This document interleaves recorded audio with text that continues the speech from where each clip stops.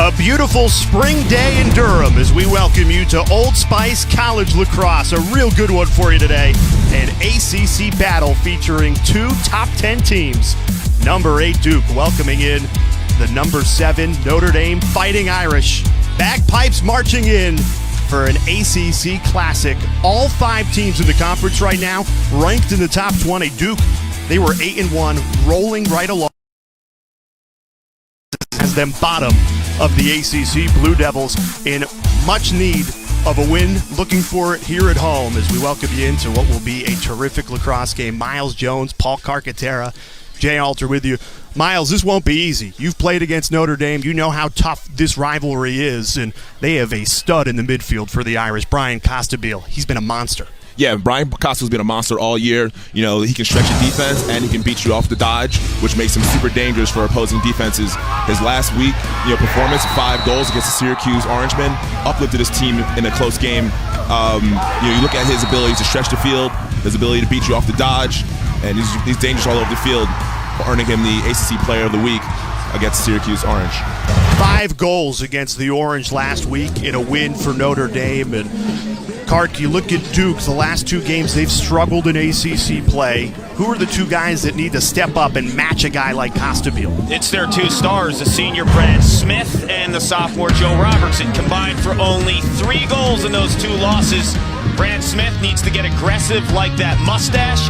He is a natural midfielder, has had to play attack this season. I wouldn't be surprised if John Danowski gives him some runs at the midfield to get him comfortable. Joe Robertson, his calling card is off ball and finding seams in the defense with that 10-yard shot with the right hand. I know you trim hair. You ever trim a mustache? No.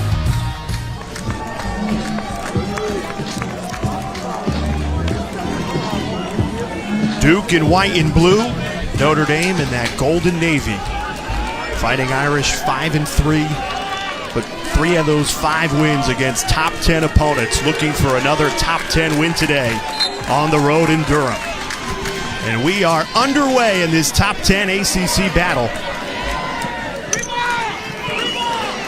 Coach John Danowski was adamant in our pregame talk with him that they need to be better on the wings. He feels like that has lacked in the last 2 weeks. And when you watch Notre Dame for years under Kevin Corrigan, the face-off battle is not a one-on-one matchup. He gets the entire field involved, really puts pressure on the initial draw win for the opposition. You need to fight and scrap until you get the ball in the offensive possession. And for Kevin Corrigan, trying a new player in goal, Jack Zulo, the junior from Chaminade, making his first career start.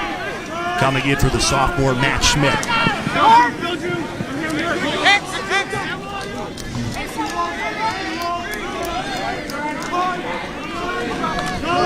Duke's first offensive possession. Here's Brad Smith, who had 0 goals, 0 assists last week.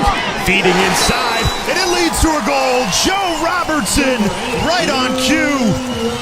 Paul Carcaterra just said he needs to step up, and the sophomore nets a goal a minute in. Mentioned in the open, it's the right hand. It's from about 8 to 10 yards and anticipating where the seams are.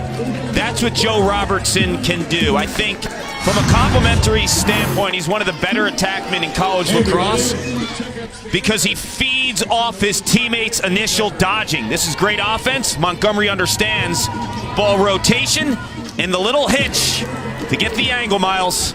Yeah, it looks like Brad drags this slide across the field, throws it back to Montgomery, who understands that the defense is sliding upfield, throwing it to the open man to make that play there. And with that goal, the sophomore has tallied 100 career points in a Blue Devil uniform. Brian Smith, the junior Fogo for the Blue Devils, wins it. So back-to-back opening possessions for this Duke team. And look who's back at the midfield. Brad Smith. He was an All-American in the midfield as a junior in his senior season, had to move to attack, and Coach John Danowski moving him back where he's more comfortable in midfield. You love that move. I love that move. I think, Miles, you love that move too. You saw on the first possession, he gets that hockey assist. That's where he's comfortable. That's his comfort zone. Yeah, playing in front of the cage for midfielders is definitely their comfort place. You're able to see the goal, you're able to see the other 5 players on your team moving, and it makes it much easier to then direct the offense.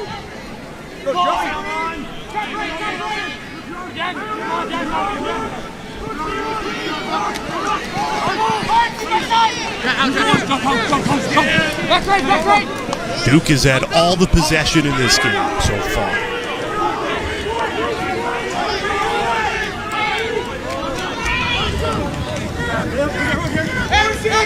Ten seconds left on the shot clock. Brad Smith, the double team comes. Duke running out of time.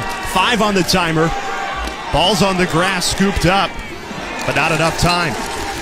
This Notre Dame defense, under Jerry Burns' tutelage, thrives off of late shot clock type scenarios. You just feel the energy, and when it gets under 10, it's a different ball game for them. I mean, that's what they aspire to do, to put teams in really weak spots. But it's the initial approach to the defense too. You got to fight and scrap in those early stages of the possession to be rewarded. Turner upgraded goal for Duke. This is a Notre Dame offense that scored 13 goals a week ago against Syracuse. That first half, you could argue, one of the best first halves we've seen in all of college lacrosse. When you're up 11-2, I mean, the end of the game was a little closer than they would have liked. There's the answer. Connor Morin camping out on the doorstep, and we're tied at 1. And this time, Kark, it was Costabile feeding. It was. And Miles, take me through the progression of this play with Costabile, because he's known as a shooter and a dodger, but not this time. Yeah, so we talked about this in the open, how Costabile is dangerous off the sweep. He gets to the middle of the field, which is a danger zone for the defense. All 5 defenders looking at him. They take advantage of ball watching and get an opportune spot for a goal there. They're ball watching because they know from a dodging standpoint that is the guy who is on the top of the scouting report. 26 in blue, top midfielder in college lacrosse. When he has the ball up top, he's going to the rack. Well, when he adds that dimension to his game as a passer, pick your poison. Showing why he is emerging as the best midfielder in the entire country. When you can score 5 goals in a game and come back and immediately on that first possession drop a dime like that. Brian Smith with all 3 face-off wins against Charles Leonard so far this afternoon. It's led to a lot of Duke possession in the early going. Brad Smith, who's back to midfield, where he was an All-American a year ago.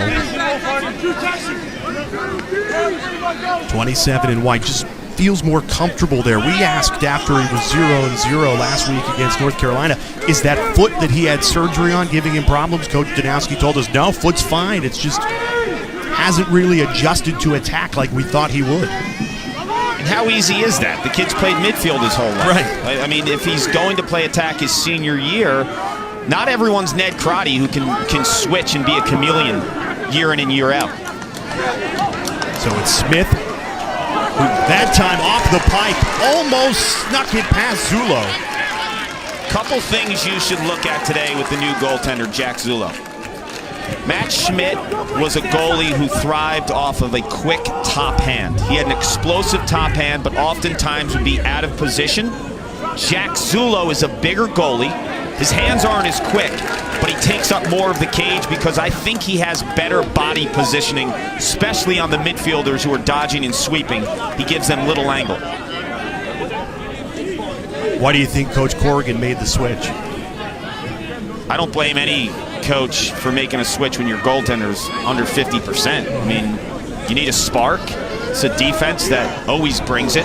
You want 50% goaltending if you're Notre Dame. Your defense is that good. That's all you're asking for.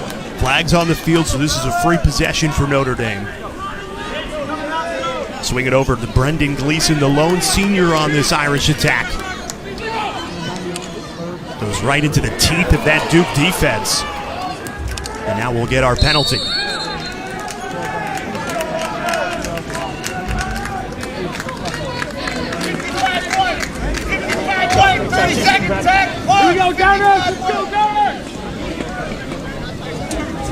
Looked like a push on Duke. See the call right here? Yeah, that's a push right on the back. Doing time, 30 seconds. Extra man for the Irish. 40%. It's about average. That's where you want to be. Anything over 40% is good stuff.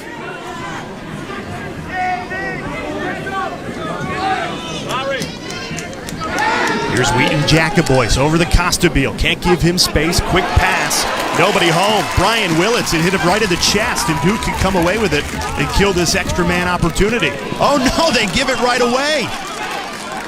That's the one thing that will drive a coach crazy. When you're trying to kill an extra man, you give it right back to the opponent. Yeah, and it'll drive an offensive coach crazy on a basic transfer from Costabile to Willits, and you drop the ball. So look at this extra man for Notre Dame. 26 in blue, and you've got 9 in blue too. That's Costabile and Gleason. Costabile with the right, Gleason with the left. That stretches the defense, gives inside opportunities for guys like Willits. Quinn McCann, a freshman who's emerged on this first line midfield. He has 7 goals. Over the Costabile. Great save. Turner Upgren stepping up to deny Costabile. It'll stay with Notre Dame, though.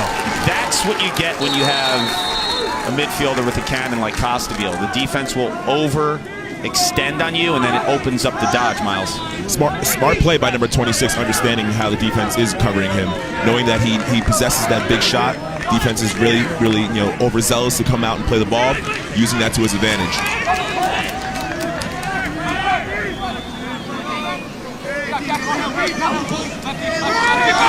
Connor Moore, he's got the Irish's lone goal. Dangerous from behind the cage at X. That time it bounces into the side netting.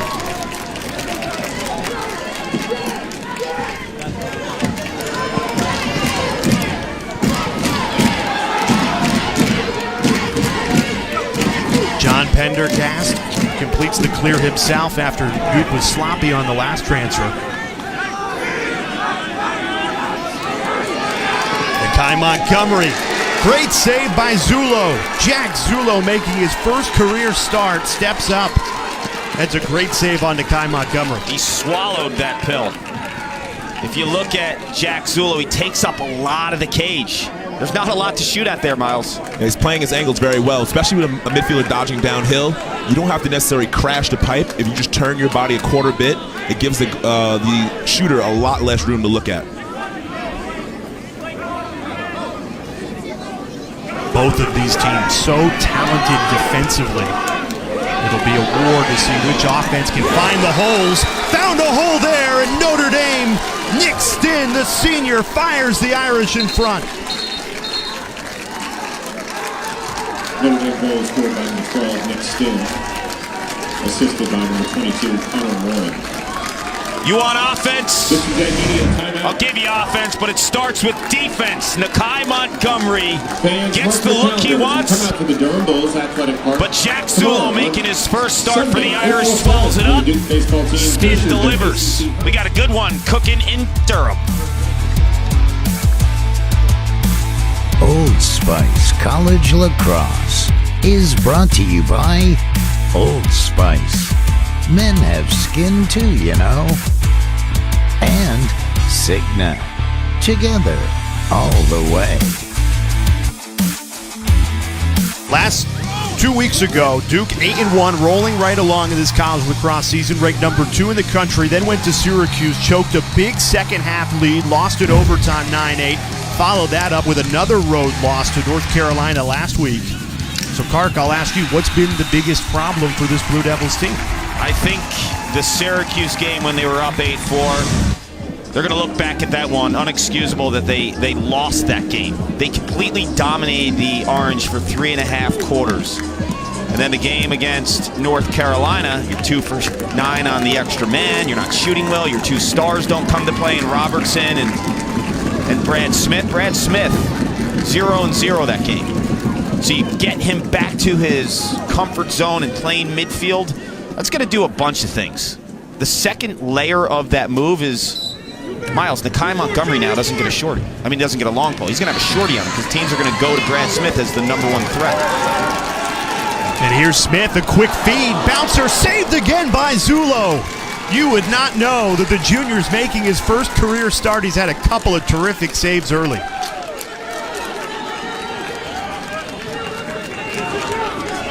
This is the second weekend in a row that Duke faces a goalie making their first career start, and he plays lights out. Yeah, Caton Johnson from UNC last week, a freshman from the Philly area, made 21 saves, was amazing. First start. Jack Zullo, first start. Creating some issues for the shooters of Duke. And I've seen a bunch of low shots swallowed up by Zullo. How about stinging them high? Costabile, that one goes off the shoulder of Upgren. Man, he can let it fly from anywhere. Let's stay with Notre Dame. Hey, what is his range, Cart? What would you say? 12 to 14 would be his range. I mean, he's got an absolute hammer. But if you press out too hard at him at 12, that's when he'll face dodge you and split you. So you got to be very well balanced in your defensive approach. They go right back to Costabile. Why not? One of the hottest hands in all of lacrosse right now. Give and go with Jacobois. Tees it up. Not a clean look there. The Duke defense suffocating Notre Dame right now. Ball still on the grass. The Duke comes away with it. The senior Cade Van Raphorst quick to pick it up. Duke scored in the opening minute. Since then, the Blue Devils scoreless in the last 8. Brad Smith, double team comes over. You can see with his plant foot and the way he's cutting, I think he's good to go, Miles. It looks good. You know, he's able to move, make athletic movements, cut, stick his foot in the ground on his dodges, so he looks healthy. You know, Jay, we were talking earlier about his health, off-season foot surgery. Was it the move to attack or was it the foot? I think he's primed to have a breakout game here at the midfield. Risky pass there. Montgomery can't get to it. The Irish come away with it. The one good thing about Notre Dame's defense is they half show to the Dodgers, so guys look open on the inside, but they're not really open. They collapse very quickly. It's kind of like appealing to the Dodger, but the Duke offense has to be very patient in their dodging and ability to feed inside there. Miles, I'm curious. You played under Coach Danowski. When the team is struggling like they are now, what are the types of things that he asks of his guys in a game like this when you're trying to stop the bleeding? You know, it's one of those things where Coach tries to recenter the team. You know, obviously struggling 0-2 in the conference, but I think the message is simple. You know, play for each other, play hard, and make the small plays, and those will obviously come together and make successful plays for the offense. But when a team is down 0-2, there's a sense of urgency that should be led by the seniors.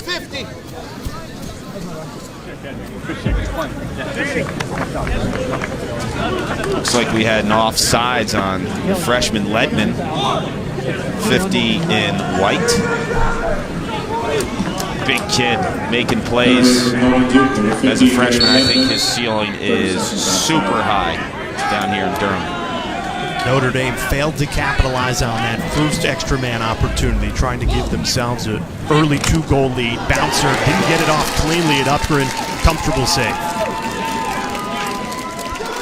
I would like to see Notre Dame be a little more patient on their man up. Operating at 40%, I think that they should be take their time and get a good look instead of the first look. It's a great point. Both times they shot it very early in the clock. Risky pass. Duke out of sync in the clearing game right now. Lucky that one still fell to Joe Robertson.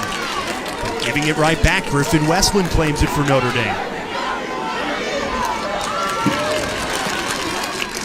4 turnovers in this first quarter for the Blue Devils. A team that's on a 2-game losing streak, both coming in the ACC, those losses. And now at home trying to find a remedy against Notre Dame. Turnovers, that won't help the confidence.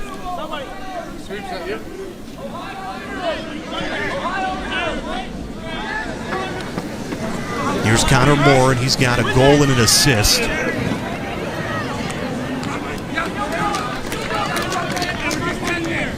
A lot of respect being paid to number 26 on Notre Dame, as number 7, Cade Van Raphorst, that's his matchup right now.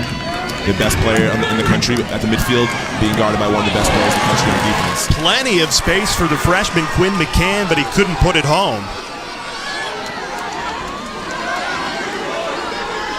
Battle for the ball once again won by Notre Dame. Those 50-50 balls have gone to the Irish today, but they give it right back. I want to get into something now that Duke has the ball. Miles, it's always kind of brought up that dodging from the midfield against Notre Dame is different. Your 4 years playing against Notre Dame, what was the biggest challenge you had to face when you were dodging from the midfield against this defense?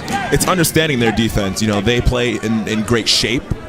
So when you dodge, things may look open, but they're not really open. You know, being patient is the key to, you know, beating this Notre Dame defense. You know, they're very, very strong. You know, they lead the country in a lot of stats when we look at defense. You know, they've had 14 consecutive years where one of their defensive players has won an All-American stat. So, you know, Coach Byrne has his guys bought in on a defensive end, and it's patience. You know, it's moving well, moving the ball when you need to. You know, trying to take advantage of them when they're half slid to the ball carrier. Duke has 4 turnovers. They only have 4 shots. Not a great ratio, and another pass that's misfired. That's over and back. Can't do that. Yeah, after 60, you got to stay on your attacking side of the field. It's hard to be patient because a lot of times you think you have that opportunity, Miles, against this Notre Dame defense, and like you said, it's not really there. Especially with the shot clock, you know, it's hard to be patient versus, you know, the time you're allotted to play offense. You know, this is where this Notre Dame defense, you know, excels. The shot clock has certainly helped this Irish team. It fits right into their system of we're going to make you take a lot of time to set up your offense. Shot clock 50, game clock 40, last possession. Notre Dame will hold here, and they have the matchup too. So I'm holding the ball right here with Costabile. I'm going to the rack around anywhere between 18 and 12 seconds, so you get another opportunity in case you shoot it wide, get the backup.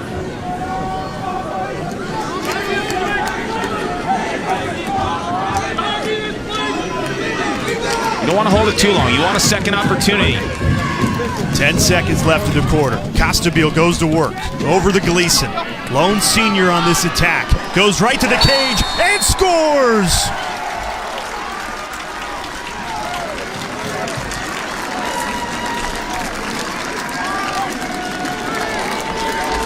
Notre Dame goal scored by Ryan Brendan Gleason, and assistant.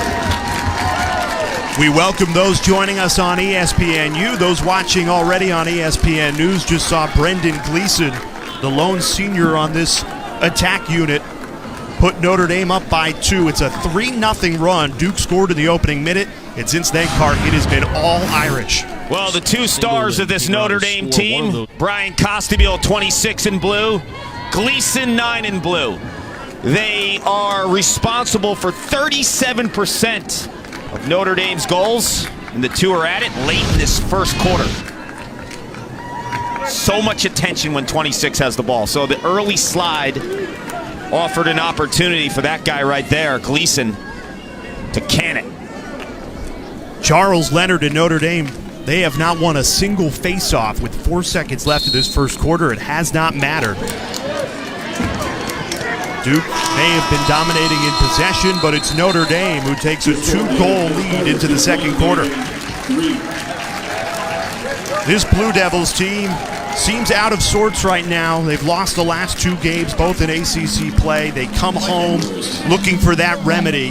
You get that opening goal in the first minute, and then they've just struggled to maintain any sort of consistency on the offensive end. Well, they've also ran into a hot goalie in Jack Zula, who's making his first start here in Durham. And he presents issues for opposing teams because of how much of the cage he takes up. Plays his angles beautifully. But Robertson got it going. The big question was, could Robertson and Smith, the 2 stars, be more responsible offensively? Well, it didn't matter, though, because Nick Stinn and the Irish had all the answers. And then late in this first quarter, the lefty Gleason, everyone plays him as a lefty, but he makes the Blue Devils pay with his offhand. 2-goal lead. He's Paul Carcaterra. I'm Jay Alter. Miles Jones with us as well. Miles, I'm curious. You've been in that John Danowski huddle. on a 2-game losing streak, down 2 goals. What's being said to try and get this team back on track? You know, the message is simple. Right now they're down 3-1. You know, they're winning all the face-offs, so they're getting the possessions. I think it's time for those guys to relax. Coach is going to talk about, you know, playing calm.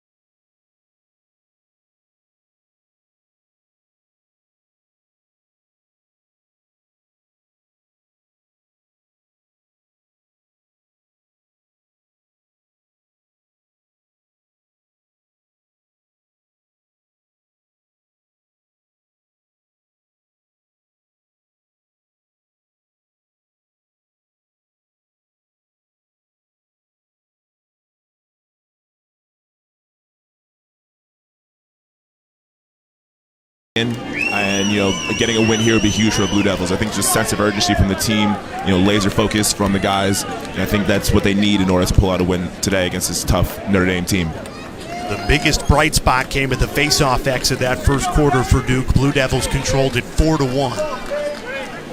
The junior Brian Smith getting the better of Charles Leonard. As we are back underway in this second quarter, and Leonard comes away with it.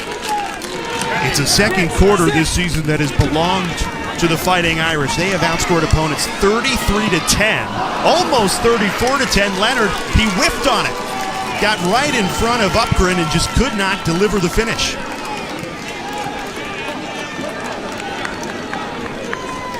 Brad Smith making his return to midfield, where he was an All-American a year ago as a junior. Moved to attack, and Coach Zanowski's moved him back to where he's more comfortable in midfield. He's joined by Nakai Montgomery and the freshman Garrett Ledman.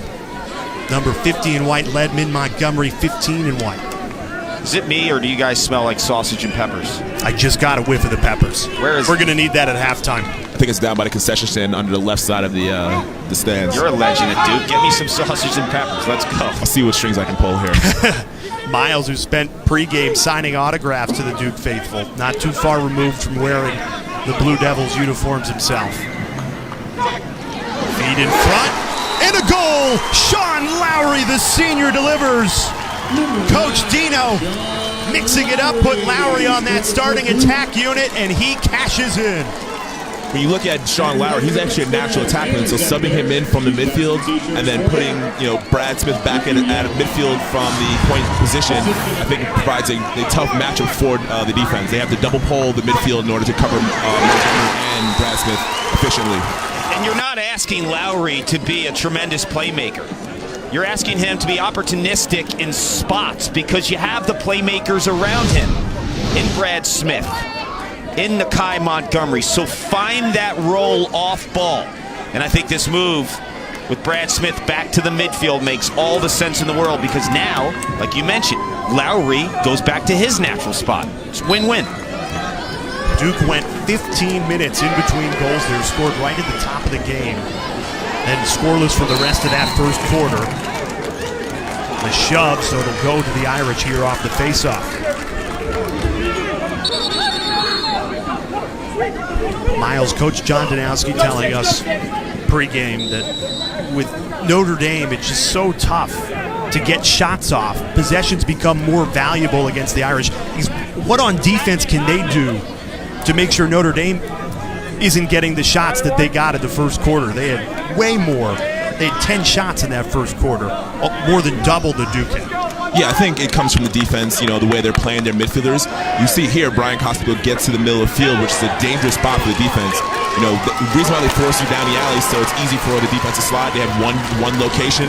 When they allow the midfielders to get to the middle of the field, it becomes dangerous. That one just misses. Wide of Jack Zulo's cage, who's making his first career start. I like the move by Joe Robertson.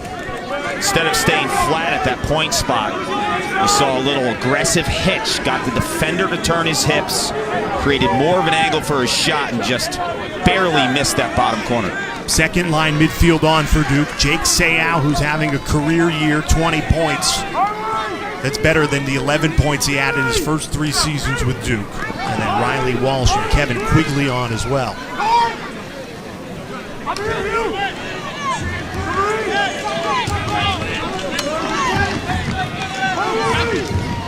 Quigley going all the way. Did he get an angle? No. And a crease violation, Notre Dame ball.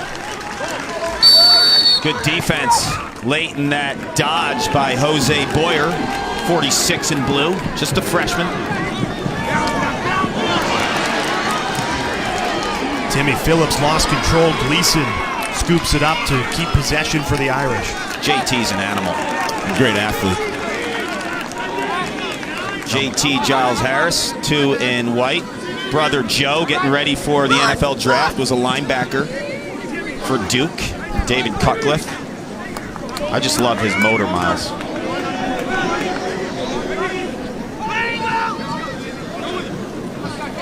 This is Brendan Gleason. Told me yesterday he cherishes this leadership role, being the only senior on this front line for Notre Dame. A game against Duke on the road. He goes, this is why you go to a place like Notre Dame for games like today. Big Jacket boys.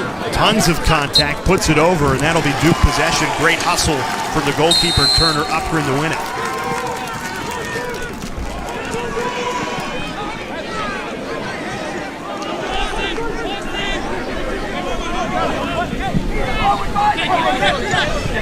Five seconds to get it across for Duke. Upgren might have to do it himself. Yo, Jack, did you hear me tell you to go down this pipe? Notre Dame has limited the opportunities Duke has had today. And yet, only down a goal. When you consider the 5 first quarter turnovers, this Duke team right in it. This is what I talked about earlier. Brad Smith's playing midfield with Montgomery, who's accustomed to having a pole. Now he's dancing on a shorty. Feeding off, and we're tied at 3. Sean Lowry again. Sean Lowry does it again and scores for Duke. It was a great feed from Nakai Montgomery, and Sean Lowry ties this game at 3, his second goal, and he came into the game with 3 on the year. You want an opportunity on offense?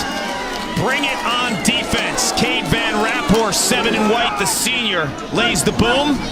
And Montgomery, so much attention as a Dodger against a short stick. All the eyes of the Notre Dame defense are on 15 in white.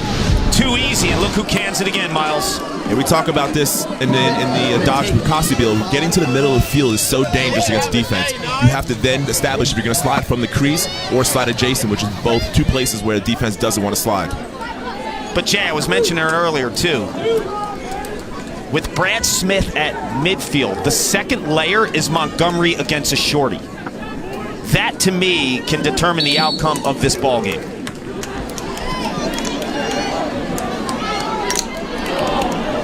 Notre Dame with their 4th straight face-off win. Can it lead to a goal?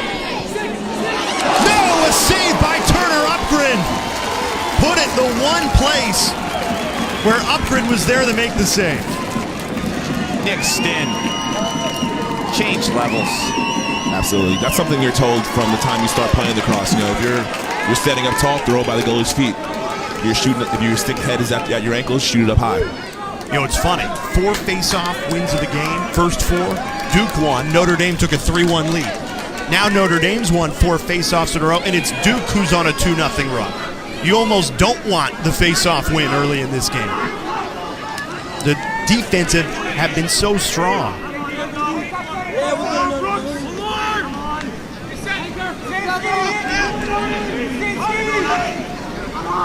Here's Kevin Quigley. Junior's been moved to the second line midfield. Although right now playing on the first line with Brad Smith and Jake Sayout. Everybody mixing and matching right now.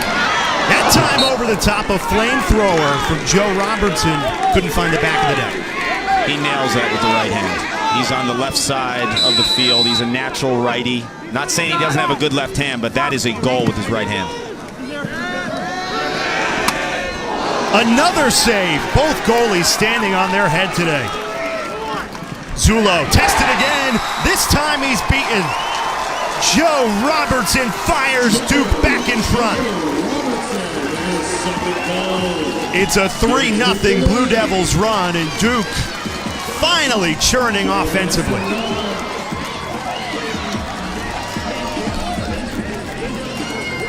You're going to get opportunities if you're Notre Dame in some transition. Jose Boyer, the freshman, feeds senior Nick Stinn, and he does not capitalize on Turner Eckring. One off the head of Zullo, back to Robertson. I mentioned earlier, couldn't can it, lefty, delivers righty. Robertson's second goal, he leads the team with 29. It's 23 straight games with a point in his Blue Devils career. Now, before their game, only a combined 3 goals, 3 assists in their last 2. They have stepped it up. Robertson is so smooth in capitalizing off of poor approaches. He's not the type of dodger that beats you with like crazy speed or quickness, but his lacrosse IQ is off the charts. So he just finds those little seams in defenses. In a couple of his goals, we've seen defenders turn the back, poor approach. He capitalizes.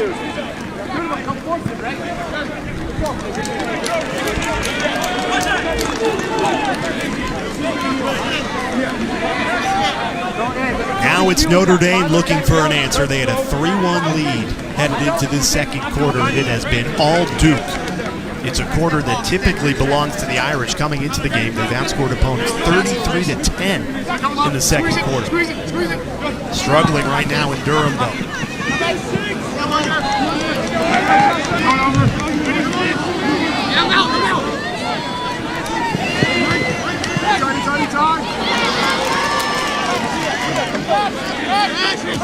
20 seconds left on the timer. Here's Connor Moore, dangerous from behind the cage at X. Curling around, eyeing up his options. And it leads to a goal! Brian Willits, the equalizer, and we're tied at 4. So this goal happens for one of 2 reasons. One, obviously, dodge behind the cage is very dynamic, but you look at Duke's defense ball watching, it allows the shooter to catch the ball, set his feet, stare down the goalie, and make a good shot. This game has been back and forth. And Notre Dame has tied it at 4. 2 top 10 teams in the ACC. It's been living up to it. Blue Devils controlling the second quarter. Come back. We're tied at 4. From these cities to these shores, got my seeds in the ground. He's a special member of this Duke community. He played from 1999 to 2002 in the midfield, and his father established the Lead the Way Foundation in his name. Regan lost his life fighting for our country in 2007. A year later, the Lead the Way Foundation came about to support Army Rangers. You see Duke wearing that number 10 in their warm-up jerseys, the JR10 on the back of the helmets. He is an integral part of the fabric here at Duke and really the lacrosse community as a whole. And Jimmy's father told us pregame that they have a regiment that just got back from the Middle East, spent 3 months there, captured 1,900 ISIS fighters, and those are the men and women that this foundation goes to support. Miles, you played on the Lead the Way Day here at Duke. What does the foundation and Jimmy's legacy mean to this Blue Devils team? Yeah, this day is very emotional for us. We know all the things that people go through in order to fight for our country and for our freedom. And Jimmy Regan being a Duke man and obviously being close to me, being a Long Island guy, there's no better day to suit up and wear that number 10 on the back of your helmet. You mentioned Long Island, Jimmy from Manhasset, where 29 lives were lost in 9/11, and his father said that event motivated him to enlist after he was done with Duke, was scheduled to go to law school, put that on hold to trade the Duke uniform for our country's uniform, and lost his life in service, and he will never be forgotten here at Duke or at the lacrosse community. I'll never forget your senior year, Miles, when Deemer Class put on a show on Jimmy Regan Day when he had 7 goals and 2 assists against Syracuse wearing Jimmy Regan's number 10. That was an amazing tribute by Deemer Class and your entire team. And Duke takes the lead on Lead the Way Day. And it's Garen Ledman leading the way there, the freshman, with his first goal of the afternoon. Joe Robertson typically gets assists in transition, broken situations, and not off of a settled dodge. But this time, his head is up. If you watch 8 and Blue, does a phenomenal job distributing the rock. Finding that Notre Dame, I think, slid too quickly. Robertson's on a short stick, so the entire Notre Dame defense is on red alert, feeling like they need to support. I think they went prematurely. Ledman, a freshman who has really emerged in this Duke team. When they need firepower, the freshman has delivered. What do you like about his upside? Well, I like his size, and obviously his game IQ is very high. Right place, right time on that opportunity. Comes by way of DeMatha, where he was the all-time points leader. That means something there. You've seen some studs come through DeMatha. Paul Rabel, the Looney brothers, tons. Flag on the field, so Duke with a free possession. Can they cash in? A flamethrower, back of the net! Brad Smith in his return to midfield, making it count for the Blue Devils. It's a spot that he's very comfortable in, playing in front of the net, being able to see the net, being able to see the play develop. No surprise he cashed in there. 27. When he was playing attack and even midfield at times last year, he plays the point on fast breaks, so he's accustomed to that spot. I was down here a few years ago doing an all-access piece on Duke, and Brad Smith had 2 buckets of balls just launching cannons from that same spot. Muscle memory, rip it out. You'll hit the back of the net. First team All-American a season ago. Look at the mustache there. It's hideous. It really is. I'm trying to see through the helmet. It looks like he shaved it off. It's a handlebar. It's like, police academy. It's funny. Brad Smith, you mentioned it. All-American, All-ACC. That was in midfield. He's spent the entire year at attack, and boy, right back like riding a bike. I thought maybe there'd be a little bit of an adjustment, Miles, to get back in that midfield position. Not at all. He has been terrific. When you think about it, this is what Coach recruited him to do. So, when he steps back into that role, it's back to what he's been doing for his entire career thus far. I'm sure he feels like natural there. He's an athlete too. He knows how to compete. Great basketball player in high school. Played football. 3-sport star like you. Game day is game day. And when you play and you compete in other sports, you played 3 sports, the same 3 sports that Smith did. You like the lights, man. You like the challenge. All right, last 2 games didn't work out well. Well, guess what? I'm stepping up today. Absolutely. When the lights are on, your athletic ability takes over, and he's used to playing and competing in different ways. You're learning easy for him to adapt to any situation that comes his way. John Danowski takes a timeout to set up this man-up opportunity. The Blue Devils, they struggled on those extra man opportunities last week in North Carolina, only 2 of 9, so 41 seconds to make this one count and take a 3-goal lead. ESPN and the ACC will bring you the ACC Network this August. The conference's 15 championship-winning programs has a new home. August 2019, visit getaccn.com to learn more. We are all looking forward to that launching. Should be huge for the sport of lacrosse as well. See lacrosse on ACC Network frequently. And talking about the ACC, the conference has gone to a new format for their postseason tournament. In years past, only 4 teams would be able to get in. Now all 5 teams get in, and it's really big for Duke because you look at them coming into this game 0-2. This would be a must-win with Virginia looming as that 4th game to get in to that first 4. Now it doesn't matter. All 5 teams will compete. it's a good opportunity for the last place team. It gives you a chance to win a big tournament game and win the tournament in order to boost your resume when it comes time for Selection Sunday. Yeah, that fifth team in the past was part of the weekend, but not part of the tournament. A lot of times you'd see an outside of conference team coming down and traveling and playing on a Friday night, whether it was Penn or Brown, and it's kind of anticlimactic for that fifth team. Now, you got a horse in the race. Duke has dominated this second quarter on a 5-1 run, looking to add more on the man-up opportunity. Miles, what has changed in this second quarter for the Blue Devils? Well, it looks like they're not winning many face-offs in the second quarter, but they're capitalizing on every opportunity they get. They're moving the ball, switching fields, allowing the offense to flow better. The defense looks like they're having a tough time for Notre Dame tracking the ball and tracking the open players when plays are broken or in transition. Duke was 2 of 9 on man-up opportunities a week ago at Chapel Hill. I asked John Danowski, what's the remedy? He said, no remedy, just need to be better. Their first opportunity today to make it a 3-goal lead, which would be the largest for either team.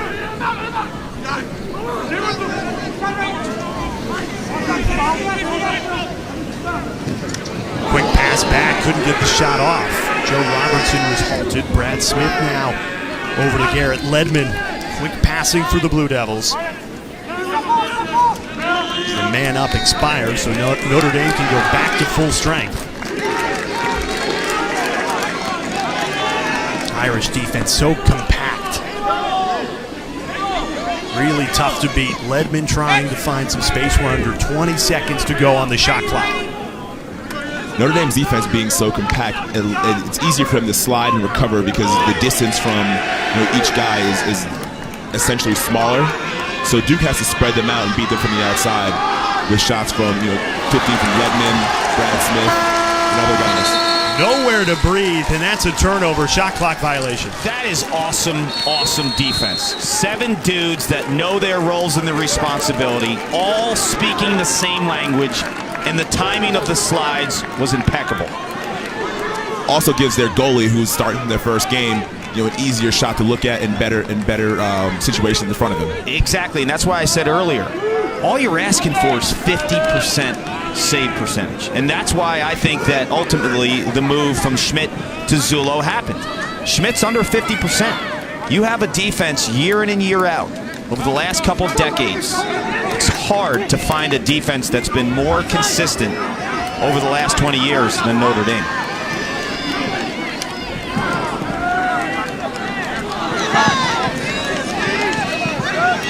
Here's Costabile. 30 seconds left on the shot clock. The most dangerous midfielder right now in the country. What does he have up his sleeve? 15. Over to the lone senior, Brendan Gleason. Trying to find some space, had some, but put it on the ground looking for Quinn McCann, and that's a turnover. Costly one, too.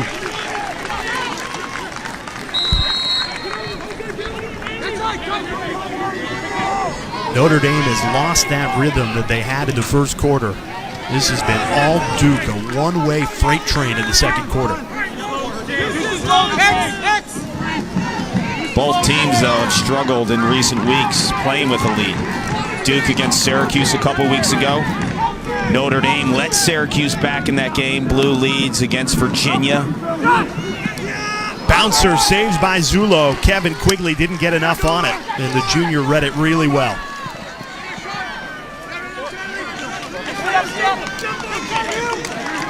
Good job by the Notre Dame defense making that an easy shot for the first game starter to see.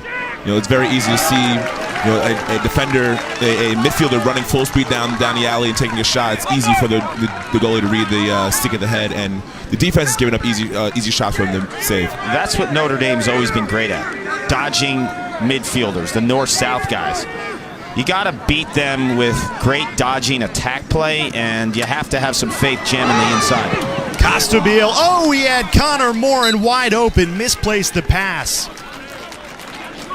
Everybody runs to number 26 in Navy, especially after his 5-goal performance last week against Syracuse. That time went for the pass and had Morin for what would have been a goal.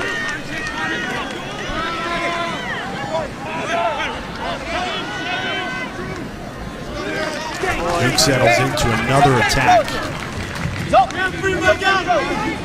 Has the demeanor changed, Miles? You're a guy who played with a ton of swagger. You know, when you only scored 1 goal in the first quarter, have you noticed the body language change of this Duke team? Yeah, I mean, it's very natural of any athlete, you know, struggling a little bit, you know, kind of shoulders down. But, you know, I think Coach Nowski does a good job preaching, you know, next play and, you know, next opportunity for these guys. So, you know, there's going to be a little bit of pep in their step going into this, you know, end of the second quarter. Montgomery all the way to the rack for a goal. Nakai Montgomery gives Duke their largest lead of the day. 6 out of the 7 goals scored in this second quarter.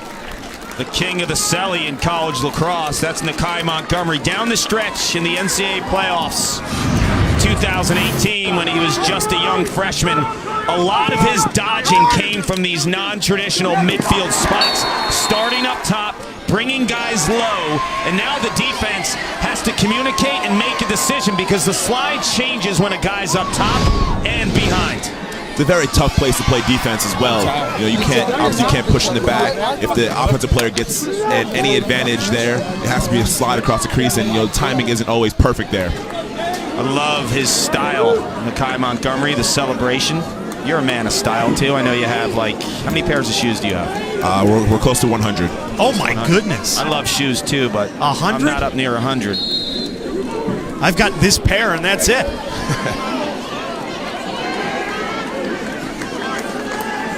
What about style-wise? You look at the field right now. Who's a guy on the field?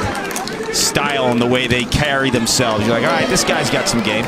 Yeah, obviously I enjoy Brad Smith, you know, 6'3", 210, athletic. You know, Nakai Montgomery is also another guy who enjoys playing the game, which is what I enjoy most. When guys have fun playing sports, you know, sports, you know, it's a sport. You're supposed to have fun playing and enjoy being out there and enjoy being in the arena. And Coach Janowski told us he thought his guys had lost that joy as Brad Smith puts one off the post. You know, do you feel like the fun has kind of breathed some life back into this Duke team? I'm sure in practice they definitely competed, you know, day in and day out leading up to this game. Miles, what do you pay for your haircut? I'm in a $20, $25 range. Yeah, so 30, 35. $20 to get the Odell Beckham cut? Well, it's a lot less hair you have to cut. You just only cut the sides. True. Fair enough. Notre Dame needed that big time.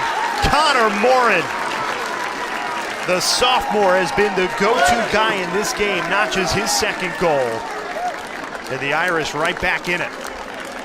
You know, last year there were moments in time where Gleason, Costabile, and Ryder Garnsey, there was so much weight on their shoulders to produce offensively. You have Costabile, you have Gleason this year, you have Jacobois, and you have Connor Morin, who adds another Dodger to the offense. And he's going to feast all day long against a short stick. He's an attackman, was one of the top 5 recruits in the nation a year ago, salivating when he gets the rock behind. Much needed goal for the Irish. This has been a quarter to forget. That was their first goal in 13 minutes, and this is the most goals they've given up in an entire quarter this whole season. And yet, plus side, you're only down 2 goals. And you still got a minute to make it closer before halftime. Violation on Brian Smith, so Notre Dame has possession. Shot clock is off. They'll have the final 60 seconds if they want to hold for one.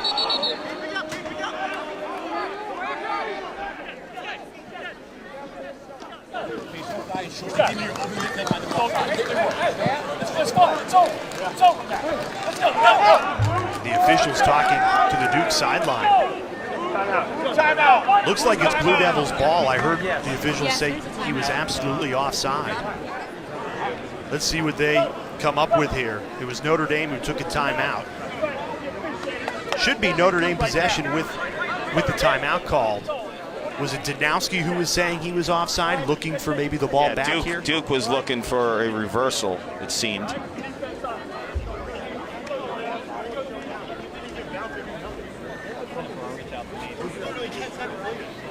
Clark, Duke with a 2-goal lead. You said before the game, Joe Robertson, Brad Smith were the 2 guys to lean on, and Robertson, the sophomore, he's delivered in a big way.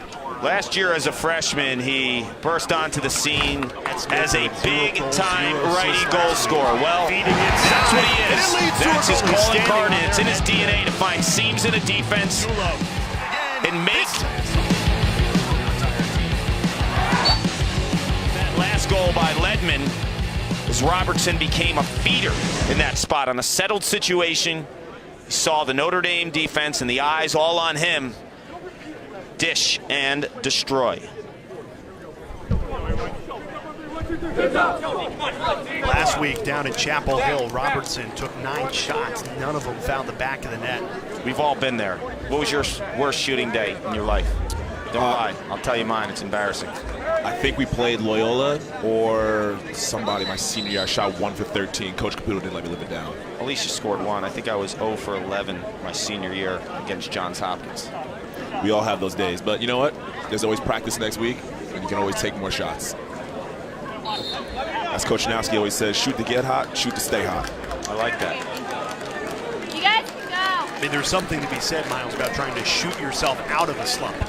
Yeah, I mean, it's reps. You know, obviously, if you miss, 9 shots in a game, you understand what you did wrong. You can go back and look at that, correct it throughout the week, take extra reps before and after practice, on off days, whatever you need in order to be successful next week. And if you're competitive, you can't wait for that next opportunity. I remember after a bad game, like you wake up Sunday morning, you want it to be Saturday again to get back at it. Notre Dame coming out of the timeout. Took a Duke deflection, so we'll stay with the Irish. It's a second quarter that's been dominated by the Blue Devils, outscoring Notre Dame 6-2. It's the most goals that Notre Dame has allowed in a quarter this entire season. And yet, with the shot clock off, the Irish can hold for 1, make it a 1-goal lead before halftime. This is a carbon copy.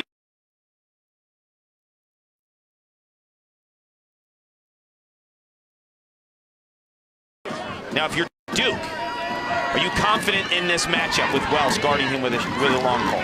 You have to be. It's your senior long stick midi, one of your best takeaway guys. You don't want to slide to him too quickly to create offense for Notre Dame. But now look what he did. Switched off, now he's got a shorty. They're going to go super early here. 2 seconds left. Costabia looking inside, and Duke clings to a 2-goal lead here at halftime. A second quarter, Miles, that was dominated by Duke. What was your biggest takeaway? Looks like they're starting to have fun. Guys are celebrating, having a good time. They've figured out this Notre Dame defense. It's very hard to play against them, being half slid and keeping their shape, throughout their defensive set. Duke trying to snap a 2-game losing streak. Won't be easy. Number 17 in the country. Off to a hot start. They led early in this game, but Duke back on top, 7-5 lead. We'll be back. Carcaterra gives a haircut on the other side.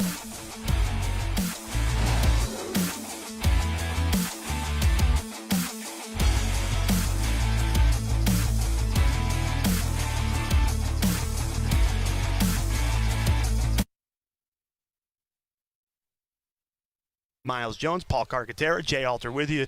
Carc, what do you think the big difference, the game changer has been for Duke to take this lead? I think it's putting their stars back in the right spots. For me, Brad Smith playing midfielder, he's a first-team All-American, one of the best in the country coming into the season, played attack up until today. I felt like he wasn't in his typical groove. Now he's back at his natural spot at midfield, and all the pieces around him now are starting to flourish. Guys like Nakai Montgomery, less attention, opening seams for him. I think he's been the difference in the first half. Miles, Duke has led in both of the last 2 weeks in the second half, so just because they're leading doesn't mean they're going to win. What do the Blue Devils need to do in the second half to make sure they end this 2-game losing streak and see it through all the way? I think they need to continue with the tempo they're playing at. Obviously, that not winning many faceoffs, but they're capitalizing when they get the ball.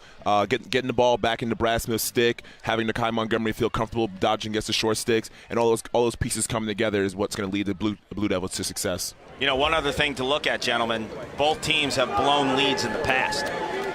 Syracuse was able to come back against Duke when they were down 8-4 2 weeks ago. Notre Dame blew leads against Virginia and Ohio State late in that second half. So can either team, if they do get that cushion, if they're able to get the 4 or 5 goal cushion, can they close it out? Face-offs were even, 7 apiece in that first half. Duke wins the face-off, but trying to keep it in play. They can't. It's Irish ball to start the second half, trailing by 2. And this matchup gives you everything you want and more. You have 2 coaches that have combined for more than 700 wins, 2 top 10 teams. The history of these 2 teams meeting not only in the regular season, but the postseason in title games. And it has been back and forth, a game of runs, and the last run gave Duke a 2-goal lead. Notre Dame starts with possession, though.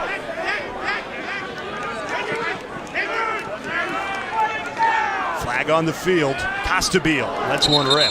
It's going to be a late hit. Jacobois was entering the middle of the field on that sweep and got pounded late.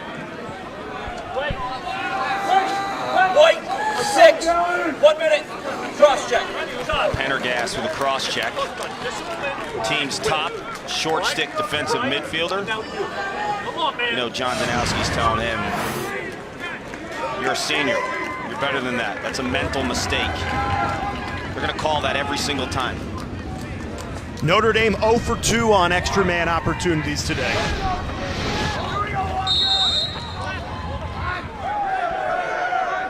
Because of the attention of Costabile, 26 in blue, and Gleason, don't be surprised if 43 Westland or 18 Willits get an inside opportunity here. It's Quinn McCann who's camping out inside right now for Notre Dame. He's dangerous on the extra man as well. 3 goals on the extra man this season. Westland, another freshman, so 2 freshmen on the field on this extra man unit for Notre Dame. There was McCann, couldn't finish. Went to shoot before it was in his cross. Knocked around with 20 seconds left in the man-up penalty, and Duke comes away with it and can kill it.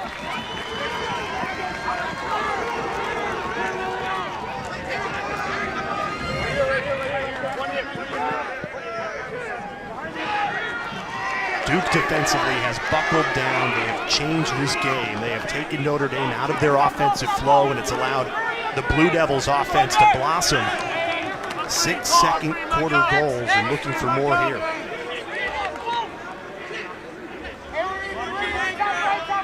Brad Smith, the All-ACC and All-American midfielder a year ago, has played on attack all season long. That was up until today. Moved back to midfield. And he has felt his presence, a goal to his name, and just really has led this attack, even if it hasn't shown up with goals and assists. Here he is again. Passing off. And that's a hat trick. Sean Lowry, the senior, cashes in again. Came into the game with 3 goals, and he has 3 today. Miles knows this better than anyone. All the shooting drills at Duke are predicated on finding better angles. And if you look at the patience in the 2 hitches here, Brad Smith on the first one as a feeder, jab step, gets to the middle of the field, and then Lowry creates by increasing his angle. Yeah, you don't want to take a shot right away there. You want to increase your angle getting to the mouth of the goal, looking at the 6x6 completely. Those are 2 guys that have played together for 4 years. The problem is this season they're rarely on the field together because Smith moves to attack, now back on the grass together, and boom. 3 goals for Lowry today, doubles his season total.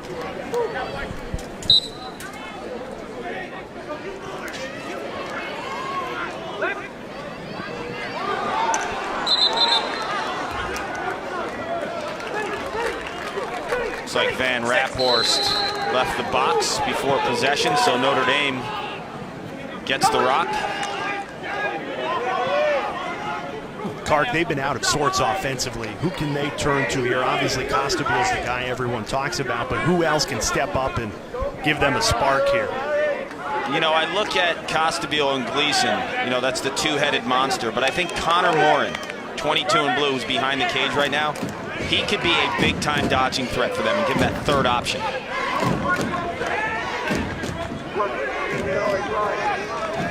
This is Wheaton Jacobois, the sophomore from Kansas City, Missouri. Coach Corrigan saying he's playing his best lacrosse of his career right now in these last 5 games. Costabile lost the handle. Triple team. Somehow kept it, and then it was ripped away. Cade Van Raphorst again. He has been everywhere. think the defense for Duke, too, is playing with a sense of urgency from a physicality standpoint. We've seen Van Raphorst now deck a couple of guys from Notre Dame in this game. And it's been that matchup with Costabile that he has dominated. There's a lot of respect paid to Costabile. I think Coach Nowski understands how dynamic of a midfielder he is and putting his best cover guy on him throughout the game. It's a good stop by Jack Zullo. I haven't seen too many high shots by Duke this afternoon, and the ability to get low from the big fella Zullo, pretty impressive.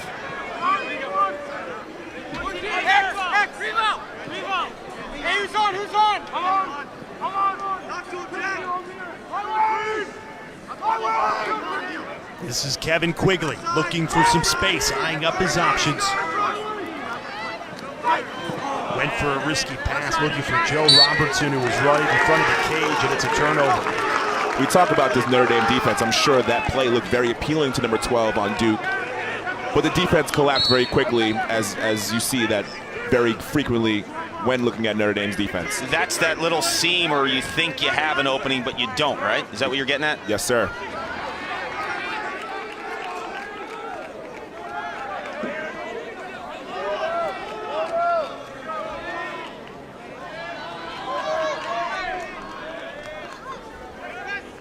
Since those 3 first-quarter goals, Notre Dame has just struggled offensively. This Duke defense, highly touted as one of the best in the country, they have shown why in the second and third quarter.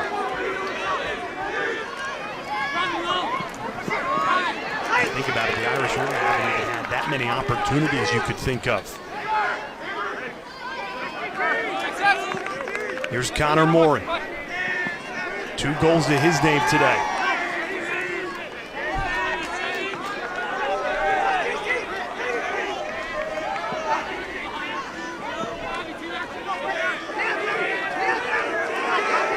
Seconds left on this shot clock. The Duke defense has been relentless. Another big hit.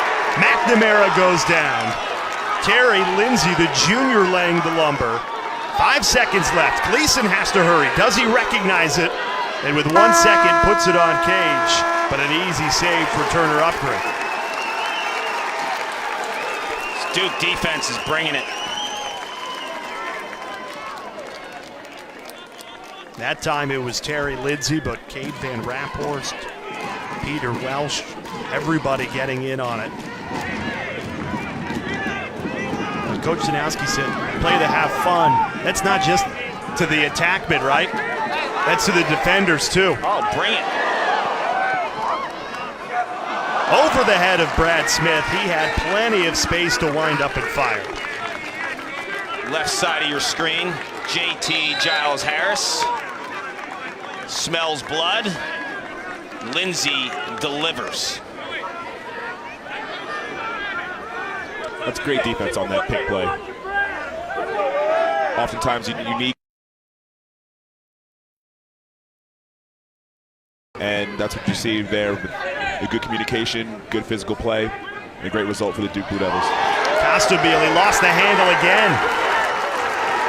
He has struggled outside of that first quarter. Duke's defense has clamped down on number 26 in navy and gold.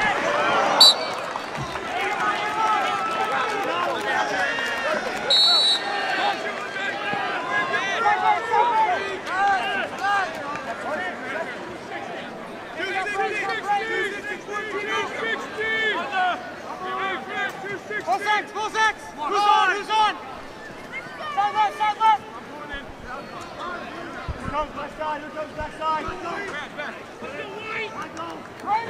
Notre Dame had those 10 shots in the first quarter where they dominated. Since then, just 6 shots. It is all Duke looking for more. Ledman.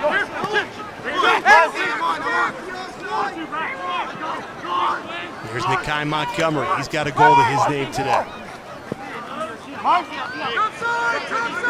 Lowry, the leading scorer, with 3 goals. He's doubled his season tally. This time passing off. Robertson. Right in front. Everything but the finish. I'm watching this game from up top in the box, and it's evident to me that Jack Zullo as a bigger guy eats low shots. He does. I think the Duke offense should then, change and adjust mid-game. Maybe shoot a couple of high bouncers or just shoot the ball high to high. Or his hips, yeah. He's shown and in many occasions that he's good at sliding to the ball, stepping hard to it, gobbling up those low shots.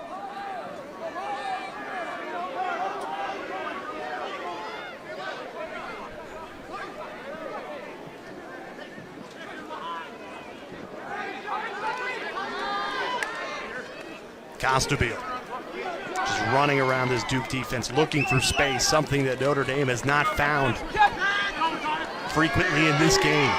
Here's Connor Moore, 2 out of the 5 Irish goals.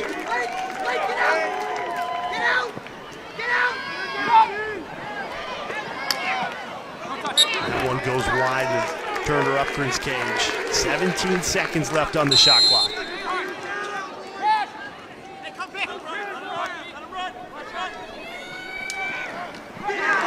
Morin goes low, and Upgren's there to meet him. And now Duke can run.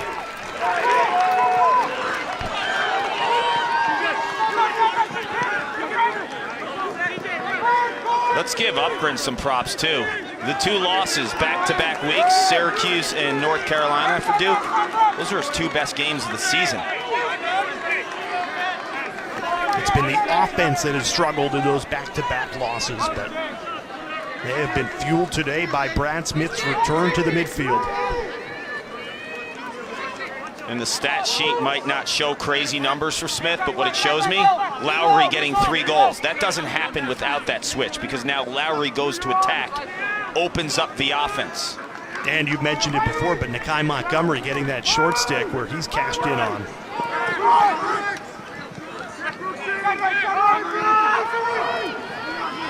There's Jake Sayow. He's been quiet. He had to make way for Smith in that midfield. 15 seconds on the shot clock. Both teams have let it tick down. Duke with 10 seconds. Another opportunity. Great save. Jack Zulo there again for the stop. So much for shooting at the hips. This guy is playing incredible. He is keeping Notre Dame in this game.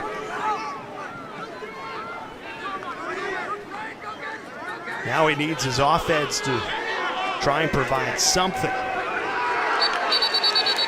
And that's a clear violation. Have to do it in 20 seconds. Zulo hustles back to his cage. Duke trying to capitalize. This is why I like big goalies for Notre Dame. They're so well schooled defensively, forcing weak angles. When you put a big dude like Zulo in the cage, he can eat space and make those saves just by being in the right spot technically, and your fundamentals as a goalie and hugging the pipe. And as a shooter, big goalies taking up a lot of cage. You think a lot more when you shoot. Split second here, thinking about a location. There's a difference between scoring a goal and not. Montgomery this time feeding. Robertson put it low, not enough on it. It stays with the Blue Devils.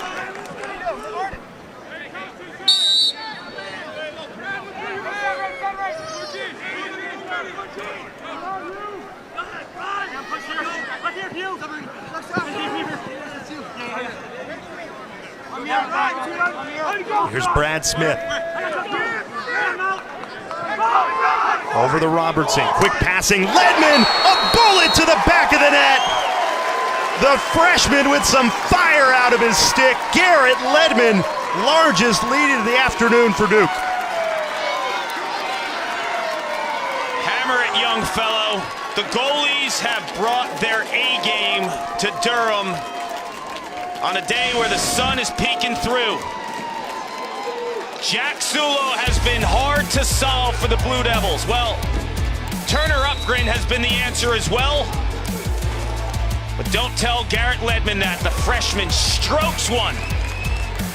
Duke up by 4. Old Spice College Lacrosse is brought to you by Old Spice. Men have skin too, And Cigna. Together, all the way.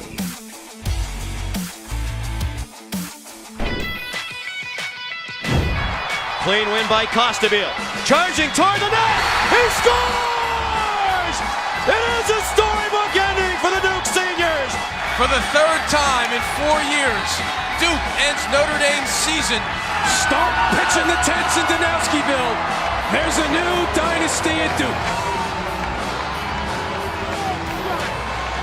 You want to put gasoline on a rivalry? Meet in big games like that, right? Unreal. Started in 2010 in terms of this rivalry peaking at a different level. And you played in a bunch of these big Notre Dame Duke games. What's different when you play the Irish as opposed to everyone else? It's a full 60-minute affair. You know, they're very good on defense. You know, it's going to be one of those games where the team that is mentally strong and capable of coming back from mistakes, because there are going to be a lot of mistakes, especially on the offensive end, for Duke playing against this Notre Dame defense in terms of, you know, the way they play, trying to figure out, you know, how to beat them in early offense, and for Notre Dame figuring out how to, you know, beat this, you know, tough, very physical Duke Blue Devil team. Yeah, and for me, when you're playing Notre Dame and you have a lead, like a 4-goal lead, like this scenario, expect a lot of pressure in the full field now. Kevin Corrigan will throw in a 10-man ride, he'll pressure in weird spots, and really put you in an uncomfortable situation in terms of the way you carry the ball. Especially on the face-off, I think that's an opportune time for Notre Dame to put some pressure on the guys while they have another defensive personnel and face-off man on the field. He's Miles Jones, also alongside Paul Carcaterra. I'm Jay Alter. Duke down 3-1 in that first quarter. They have stormed back. Notre Dame's only got 2 goals to their name. Meanwhile, Duke has added 8 in the second and third quarter combined. The Blue Devils team trying to snap a 2-game losing streak. Both of those games on the road in conference play, now back home. And after a slow start in that first quarter, Miles, this team starting to look like Duke again. Understanding the defense and where they're playing them, obviously, to know that, you know, this defense is very good. It's not going to be, you know, one dodge and pass inside. It's going to be moving the ball, making the defense spin, making them communicate with each other in order to make mistakes. Swim dodge through the double team. Somehow Riley Walsh kept it in his stick. Got to beat 7 guys when you're playing against Notre Dame. Sean Lowry, 3 goals, which is a season high. Came into the game with 3 goals, and he's doubled his talent. 3 seconds on the shot clock. Have to hurry. 1 second on the timer, and it's another shot clock violation. This defense for Notre Dame, keeping the Irish in the game. Look, they're swarming and suffocating the inside. Duke's had a few opportunities, but late in shot clock scenarios, they've been at their best. And this is a team I think has some young, bright guys defensively. Guys like Arden Cohn, who's only a sophomore, Jose Boyer, just a freshman. But they don't have that Matt Landis. They don't have the 2-time Defensive Player of the Year playing defense. But they have the 7 pieces that all communicate and know their responsibility. But make no mistake about it, Duke's been really good dissecting this defense, but not late in possessions. And Duke's defense has been equally tough. Both of these teams taking it late into the shot clock and struggling to score. Costabile put a lot on it, couldn't find the back of the net. He's been quiet, 0-goal performance for Brian Costabile after he had 5 against Syracuse a week ago. I see that in your game a lot where you get that high step-down shot. What's going through your mind when you catch that ball? Right here at Costabile. It's actually the best spot, I think, on the field for a right-handed player, because if you catch the ball there with time and room, that's obviously an easier shot to hammer. But possessing such a big shot, a lot of people are going to sprint out full speed at you, and it's an easy chance to either, you know, go hitch to the middle of the field, which is obviously the best place to shoot, and down the alley in order to score a goal. A hat trick on the day for Connor Morin. Much needed for Notre Dame. And the sophomore has half of the Irish's goals this afternoon. I mentioned earlier, you have Costabile, you have Gleason. He's the 3rd Dodger in this offense, I think, from a consistency standpoint that could make some plays. I was really impressed with his ability to shake guys from X. When I called the Maryland game earlier in the season, this is a big-time player who just needs the confidence. You put a shorty on him, you're going to pay. Let's go, boys.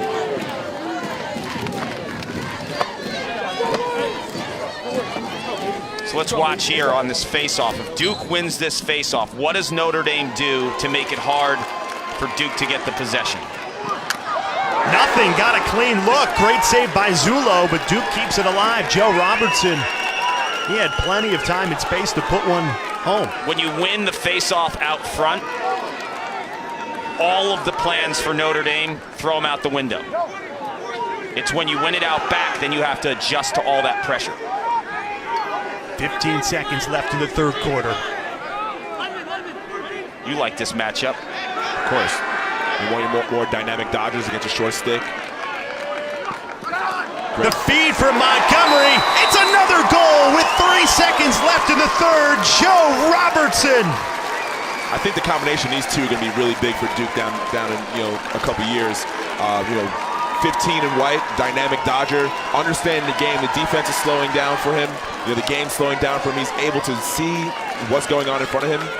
Guys are working off of his dodge down low. Joe Robertson, the beneficiary on that play. Let me ask you this. Brad Smith is playing attack. Do you think Nakai Montgomery's ever getting a shorty? No. I think the other team respects his dodging ability enough to cover him with a long stick. And even if Brad Smith is playing on the same midfield line, I would even double hold their midfielders. Then you'd short Lowry down at attack. But that's hard to do sometimes. Especially the way they're doing it. Brad Smith's playing attack on the face-off, so the long stick is guarding them. And Good point. And the Duke Blue Devils are subbing in their third attackman and allowing Brad Smith to move to midfield. I think the scariest part is, and Miles, great point by you, those two are sophomores. And that is scary for the rest of the college lacrosse landscape because they do not play like sophomores. Duke controls this game headed to the fourth quarter. Blue Devils trying to put a stop to a 2-game losing streak. Can they close it out in the fourth? We'll find out on the other side. You're watching Old Spice College Lacrosse as we welcome you back to Durham. Fourth quarter action where the Duke Blue Devils lead in our top 10 ACC matchup 10-6. Started off slow, Clark, 3-1. Notre Dame was in control of this game, and then Duke in the second quarter stole it from them. Blue Devils have not looked back. Sean Lowry, coming into today, had 3 goals. He scored 3 today. They had him running midfield, a position that he typically isn't accustomed to. He was an attackman, as you know, Miles. Brad Smith, a midfielder playing attack. I feel like they pulled the onions, the layers of the onions, off this offense, and now everyone seems to be playing their role and flourishing. Putting up 10 against Notre Dame is not easy. And they've done it in 3 quarters. Charles Leonard trying to give a spark right off the face-off. Could not cash in, and it's Duke possession. Now, this is a Duke team that has led in the fourth quarter each of the last 2 weeks, but they've let those 2 games slip away.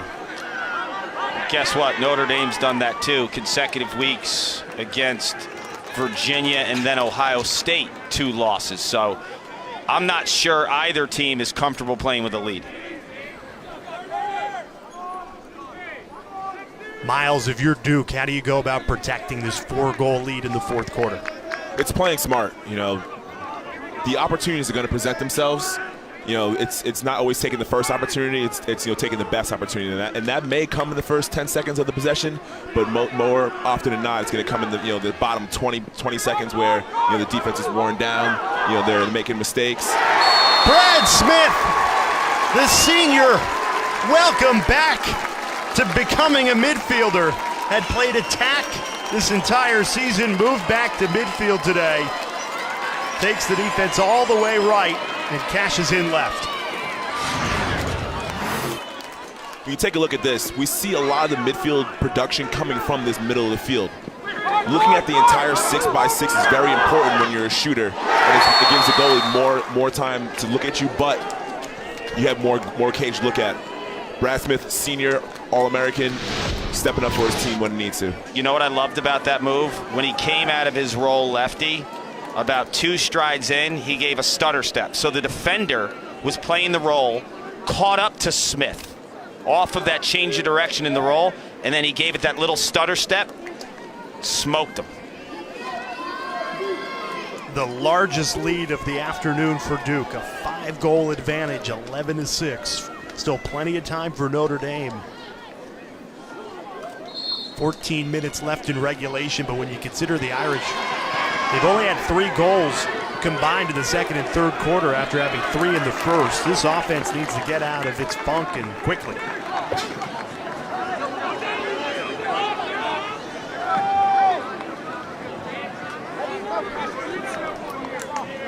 There are 2 leaders, Brendan Gleeson and Brian Costabile, but combined 1 goal today. Yeah, that's a duo that accounts for 37% of the Notre Dame goals. Here's Jacobois fighting fearlessly through the Duke defense. Got a shot, but it was turned away. I think Notre Dame would like to see more from Jacobois. He has 3 points in the last 5 games he's played for Notre Dame. Another great opportunity fell out of the back of the stick of Brian Willits. I love this guy. Pendergast does not get the credit that a lot of other players at Duke get because he doesn't have the stats. But if you look at all the dirty plays that he makes, that is a phenomenal play. To get that ground ball on the defensive end, use the jets, punt return it, handle the pressure, and give your team the ball when you're up by 5 in the fourth quarter, that is a monster play. Here's Seau, goes low. Got a piece of the goalie, got a piece of the pipe, and Duke resets quickly, looking for more. Seau again, having a career year in his final year in a Duke uniform. This is a smart play. Duke just took a shot. Shot clock resets. Instead of rushing it, he pulls it out and lets the time run. Time is on Duke's side here. Notre Dame chases it down. Jack Keelty launching into a Notre Dame attack. Talked about Pendergast making plays. Keelty too. 27 ground balls coming into today. All over the loose change on the defensive end. Rangy kid too. I did that hair cutting segment with Costabile earlier in the season. A few weeks back, Keelty was in the locker room. That guy's like doing your workouts. He's absolutely jacked. I think I might have saw him in the hotel. Monster, right? He's a big boy, for sure. Jacked. This is Nick Stinn. He has a goal to his name today. Who will step up offensively for Notre Dame? They need somebody trailing by 5, and the offense has just lost its flow in this second half. Only 1 goal in that third quarter, and right now scoreless in the fourth quarter.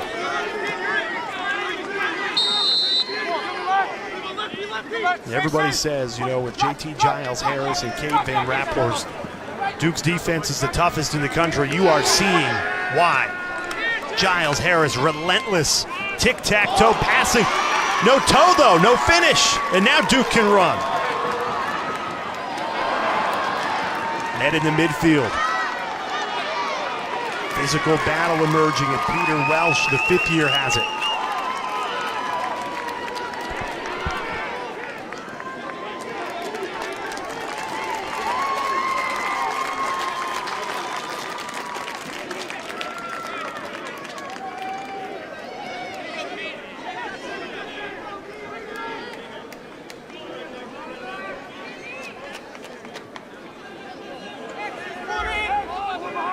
So now Smith has the short stick. Long pole goes on Montgomery. I burn some clock here, and I let 27 do some work later in this possession.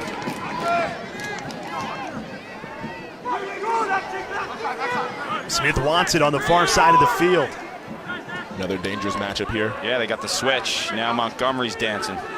Look at how Notre Dame is halfway slid to the ball. This is what the Duke team has to figure out how to play against. Move the ball quick. There's Smith, and there's the goal! Right on cue, Brad Smith completes his hat trick, and Duke is doubling up Notre Dame in this fourth quarter. Miles, you called it. Recognize the quick slide. This is absolutely gorgeous offense. Montgomery is maturing before our eyes. Recognizes Keelty 10 is showing already. You got to get rid of that ball ASAP. And then the quick skip pass to Smith on the backside. If you want to break down a defense that is supporting, the timing of your passes has to be perfect. You could not draw that up better.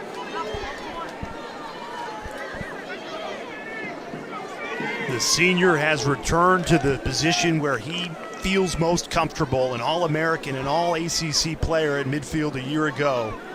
Had to move to attack out of necessity, and he is back. And for him and Lowry to have hat tricks today, that's 6 extra goals that you didn't have last week with those guys out of position. Leonard looking for an answer, denied again by Upgren. This is the largest deficit of the season for Notre Dame, and Duke looking to pour it on more in this fourth quarter.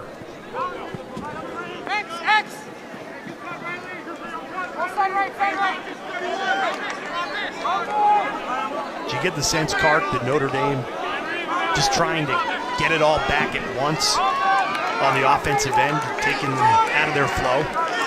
Well, I think you have to take into account how good JT Giles-Harris has been on Gleason. I mean, Gleason is their top scorer and has done essentially nothing outside of the first quarter. He's the guy kind of that quarterbacks that offense. And there's been nothing coming from him in the last 3 quarters. Shot clock resets after that bounces off Zula.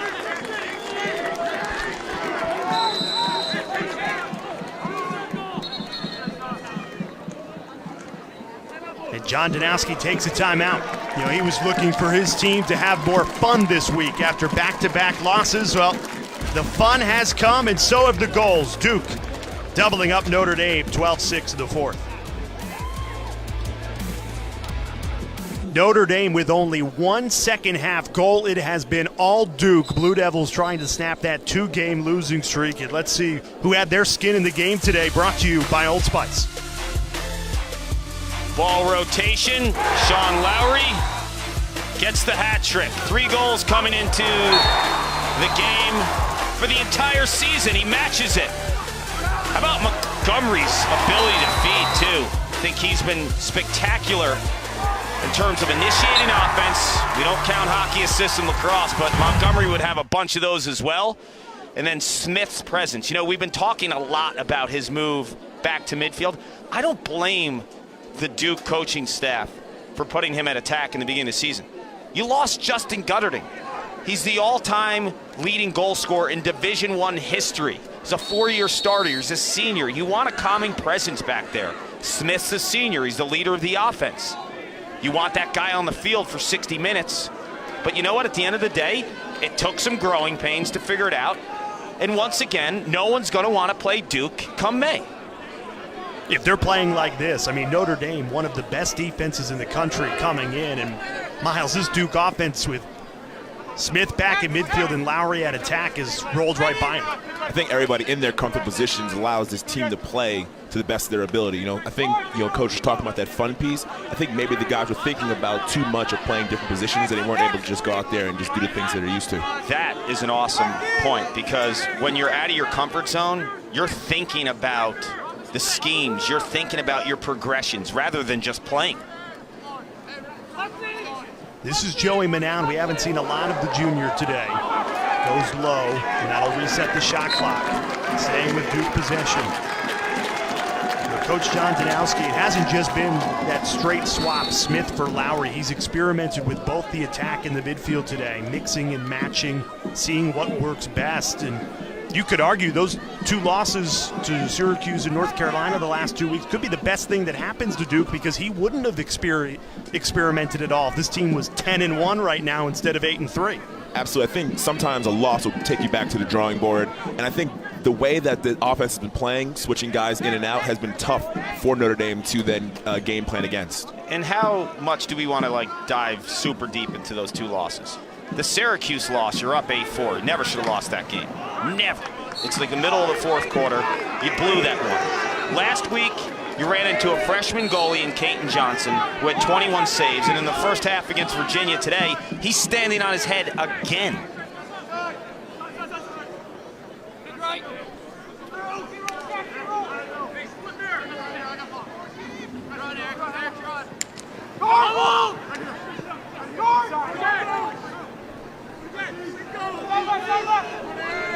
Last 2 games in the fourth quarter, Duke combined for 2 goals today. They already have 2. Make it 3 right on cue.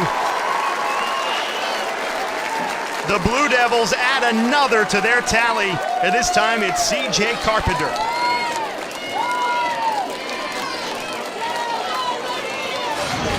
Taking a look at this play, you have Brad Smith, athletic, understanding the game, sees the way the defense rotates, finds C.J. Carpenter, dead center of the cage, the best place to shoot when on the field. C.J. cans that shot. Goal for the Blue Devils. Where's the softest spot? Farthest away from the ball. The flip side to that, not an easy pass. Smith has got tremendous game and balance that he's able to make that pass. Understand the score and the time. Notre Dame, a great team at applying pressure off the face-off. Win the ball back, expect a 10-man ride from the Fighting Irish. You know what I've noticed too, gents, is Zulo, who was really good for like 3 quarters, the onslaught kind of wore on him. Couple shots I thought he would have been on, that one and Smith's lefty goal too. Those low shots that he was eating up the entire afternoon, not now. You got to see adrenaline too, right? First career start, you come out, make a couple of saves, and now you faced, you said, an onslaught of pressure. Yeah, I mean, how many uppercuts can you take, right? You get the guy against the ropes in the early rounds, you know, he might be able to respond. You keep pounding him, it's only a matter of time. Miles, we talked a lot about the attack and the moves on the offensive end that Duke has made, but the defense today, another goal. Wow, Carpenter again back-to-back. But the defense being so good has allowed this offense to thrive. Absolutely. You find momentum shift from both sides of the field. You know, your offense is playing well, your defense plays a little more confidence. Your defense playing well, your offense feels, you know, a little more confident to make plays. And the Duke Blue Devils are all over the field today on both ends.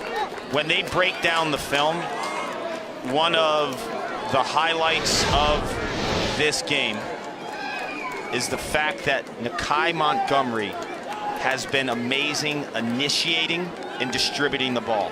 I feel like all of the great offensive plays for Duke this afternoon, at some point in time in that possession, 15 and White had the ball.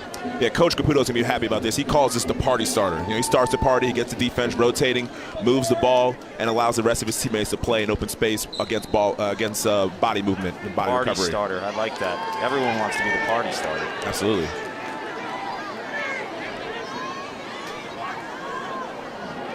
Rugby scrum. This is where Duke has emerged with a lot of 50-50 balls today. Notre Dame picks up this one, though. Dangerous pass. And JT Giles Harris all over it. He's been everywhere. Defensively, an absolute beast this afternoon. 2 and White just hunting him down, too. Late in the fourth quarter, you have an 8-goal lead. You just see his approach. He will not take one play off. I think that was definitely the message this week for the Blue Devils, you know, playing that full 60 minutes after that Syracuse loss a couple weekends ago.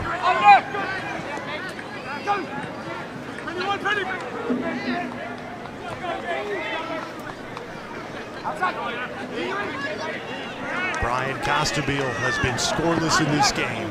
Gleason only with 1. Denied again. You know, those two have been shut down. That has not been a good recipe. The one guy who's been the bright spot all day, Connor Morin. He adds his 4th goal. He has 4 out of the Irish's 7. He's been the only offense today.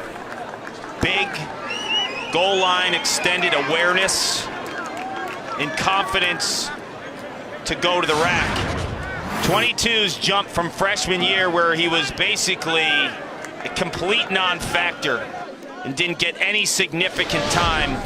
His sophomore season, he comes back, and down the stretch, if Notre Dame is going to make a run in the ACC and the NCAA tournament, Connor Morin will have to be a significant dodging threat because teams are focusing on Costabile and Gleason, and they've combined for 1 goal. Well, 22's answered. The question now is, who's the next guy? Is it Jacobois? Is it a guy like Westland? They need other guys to step up. Quinn McCann, you need other guys. It can't be a two-horse type of show here. Gleason fighting off Giles Harris, draws a foul.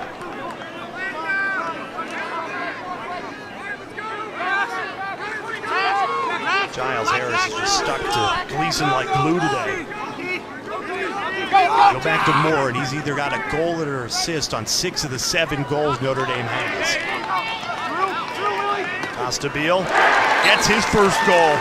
Had been quiet all game, and after having 5 goals last week against Syracuse, it takes all the way to the 4th quarter to notch his first of the afternoon. And this is a great move. When you look at the patience from Costabile, trying to get underneath, pulling back, trying to get underneath again, understanding the body language of his defender. You see him on attack now. I think they want their best player on the field at all times. But, this is a great move.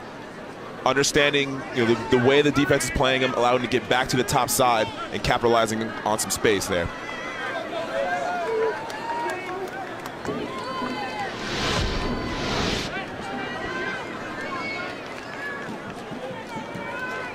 That 5-goal performance a week ago. And now, most likely going to get a loss here on the road against Duke. Now there is a 60-second man up for Notre Dame with 3:45 to go though, down 6. Just they dug themselves too deep of a hole. Costabile comes down with the jump ball.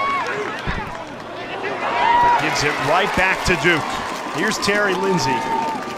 Imagine the Blue Devils will slow this down.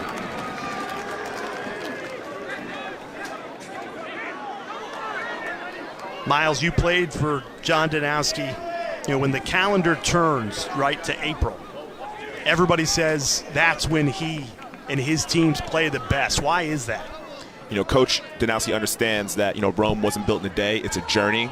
It's it's a marathon. We'll take a couple losses early, but I think there's a maturation of all the players that play under Coach Danowski. And I think coming together and that total buy-in is a difference that happens when you see an early February and March loss, and then to an April and May success. And here we are again, back-to-back losses to end March. The calendar turns, and you have a Duke vintage performance like this, where they put 14 goals on Notre Dame, the most the Irish have allowed all season.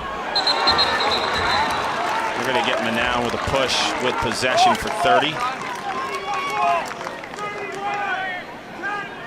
We've got 2 minutes and 30 seconds left in this game. If you're looking for Rutgers Johns Hopkins, that has started on ESPN News, and we'll send it right over to Baltimore when we're done with this one. That's a huge game in the Big Ten. I did Rutgers last week against Ohio State, who was undefeated going into that game. And I was so impressed with Max Edelman in the cage for Rutgers.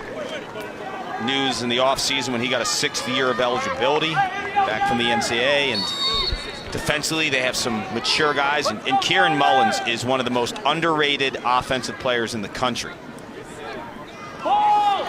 So Johns Hopkins will have their hands full. Hopkins coming off a big win against Michigan, so it's the time of the year where it's conference play. And Miles better than anyone. When it's conference play, that's when the calendar's turning. That's when everyone's attention's at a different level. Yeah, all the previous games go out the window when it comes to conference play. If you can win your conference tournament in the regular season and then in the actual tournament, that's a big statement for you going into Selection Sunday if your team is fortunate enough to be in that conversation. Another timeout taken by John Danowski. Let's turn to Notre Dame for a second. It's been a lot about Duke today. Very impressive performance to break a 2-game losing streak. Notre Dame 2 minutes away from falling to 5-4, 1-2 in the ACC. Clark, what's the outlook of this Fighting Irish team? Well, they got some pretty good wins in their pocket, right? They beat Maryland, they beat Denver, they beat Syracuse. So come Selection Sunday, that day that you were mentioning, Miles, they have street cred.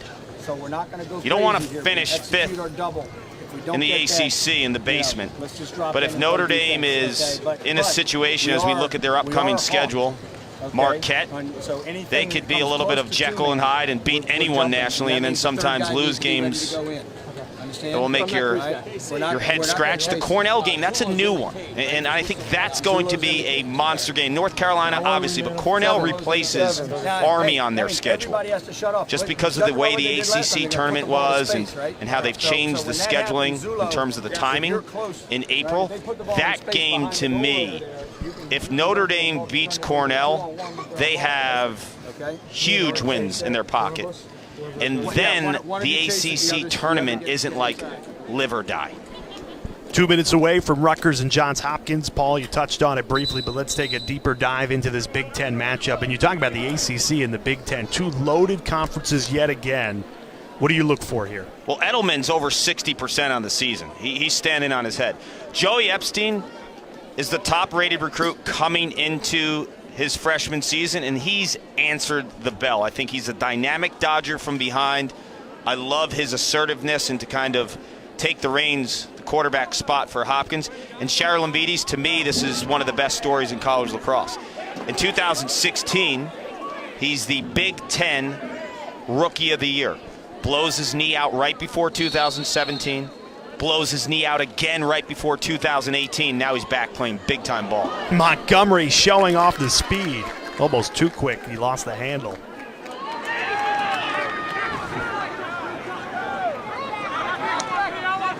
It's a great point on Notre Dame, though, Kark.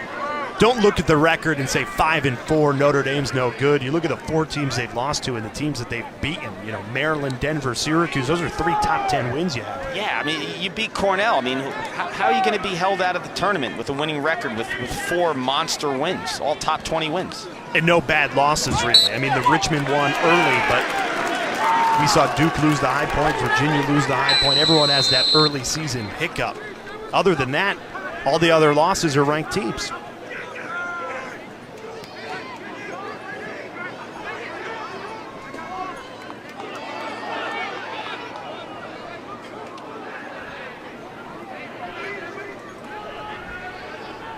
Ledman, and he's a big boy. I know you like big midfielders. Nothing more than I enjoy than big midfield play. If you were to sit down with 50 White and give him some knowledge, what would you tell him freshman year based on your career?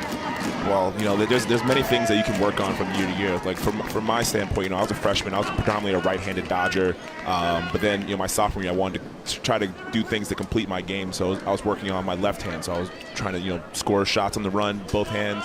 My junior year, I wanted to be a better passer. And then, you know, my senior year, I wanted to be a better leader. So my advice to a young guy like that would just continue to evolve your game and sit down and be real with yourself about the things you need to improve. Yep. Where are you now? Where do you want to be? Exactly. Well, after back-to-back ACC losses, some would say the sky was falling here in Durham. Well, we are here to tell you sky is perfectly fine. Almost another goal there to put the cherry on top. But this Duke team shakes off back-to-back losses, and they have looked every bit as one of the best teams in the country today against Notre Dame. 8-3. It's the end of the world, right? Come on. Got John Danowski. This guy's figured out the journey good, if not better, than anyone who's coached this sport. So don't bet against Duke. Definitely don't bet against Duke in April and May. Unless you need your head checked.